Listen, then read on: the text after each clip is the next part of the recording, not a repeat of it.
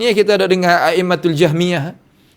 Dia kata kita lah mana kena ngaji ilmu kalam. Dia mau nak kata agama tak sah dengar. Kita ngaji ilmu kalam Yunani kita. Wahyu Tuhan. Tuhan nama apa? Nama Aflatun.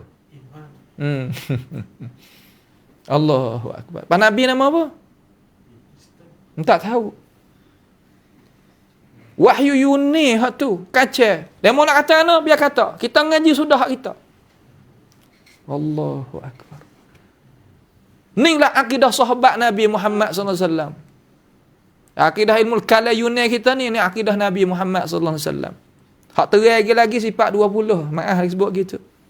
20 ni akidah Nabi. Maturidi dengan Asy'ari tu duk balas geger.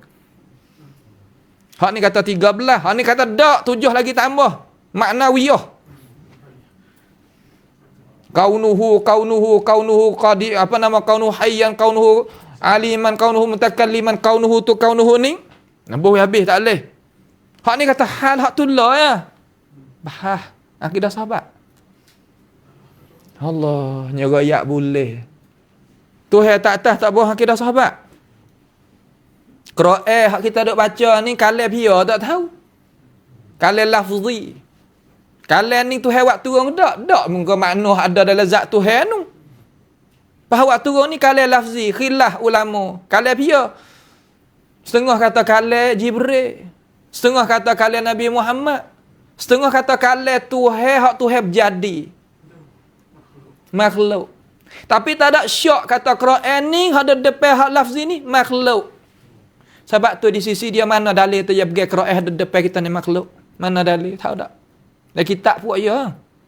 Kitab mereka. Dia kata tanya soalan datang mari. Nabi Muhammad dengan Quran lafzi ni mana mulia?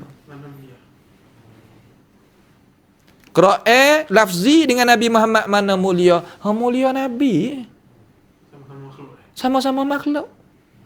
Tarjih mulia Nabi. Tu dalil sah kali kata apa? Makhluk. Kata makhluk. Pak kita tengok dalam Sharhus Sunnah bagi Tabari. Tabari ni Asy'ariyah juga. Asal pula dah. Bukan Zuhur. Maaf tu. Asya. Silap sebut. Jadi Mu'tazil. Jadi Tabari ni jadi apa nama? Asy'ariyah juga. Baca pada bab terakhir dalam kitab Sharhus Sunnah. Dia baca tengok situ. Baca kau ada umat masyarakat ni tahu lah mana. Kambing tak jadi arnab pun. Itulah haula wala quwata illa billah. Wa apalah kita.